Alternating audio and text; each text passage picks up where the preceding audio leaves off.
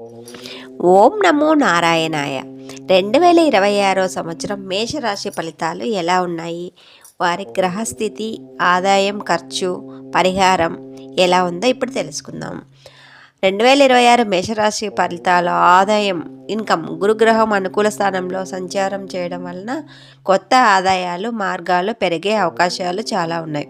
ఉద్యోగస్తులకు ప్రమోషన్లు, ఇంక్రిమెంట్ లభించే అవకాశాలు ఉన్నాయి. గతంలో చేసిన పెట్టుబడుల మంచి లాభాలు వస్తాయి. రియల్ ఎస్టేట్ ద్వారా కూడా లాభాలు వచ్చే సూచనలు ఉన్నాయి.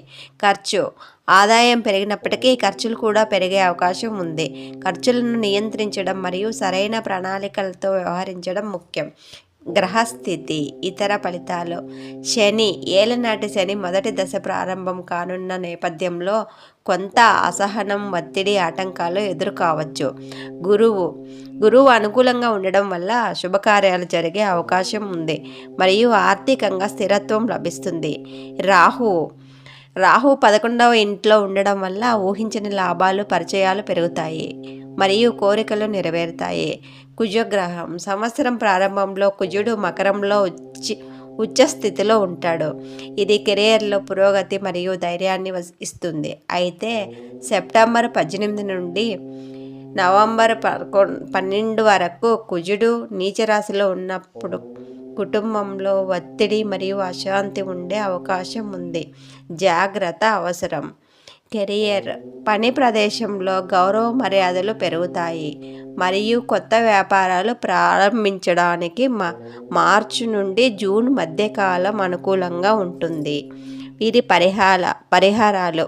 ప్రతికూల ఫలితాలు ప్రభావాన్ని తగ్గించుకోవడానికి మరియు సానుకూల ఫలితాలను పెంచుకోవడానికి ఈ క్రింది పరిహారాలు పాటించండి.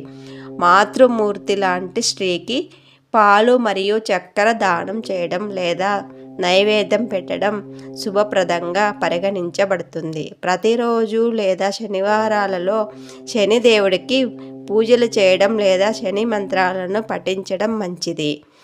ఆర్థిక వ్యవహారాలలో మరియు ముఖ్యమైన నిర్ణయాలు తీసుకునేటప్పుడు తొందరపడకుండా ఆలోచించి వ్యవహరించాలి. ధ్యానం మరియు యోగా చేయడం ద్వారా మానసిక ప్రశాంతతను పొందవచ్చు. కుజుడు ఆరాధన చేయడం వల్ల ధైర్యం మరియు శక్తి లభిస్తుంది. ఓవరాల్గా మీ రాశి చాలా పవర్ఫుల్గా ఉంది. ఈ సంవత్సరంలో మీకు అన్ని బంపర్ ఆఫర్లే ఉన్నాయి. ఈ కంటెంట్ మీకు నచ్చితే లైక్ చేయండి, సబ్స్క్రైబ్ చేయండి, షేర్ చేయడం మర్చిపోకండి. ఓం నమో వెంకటేశాయ.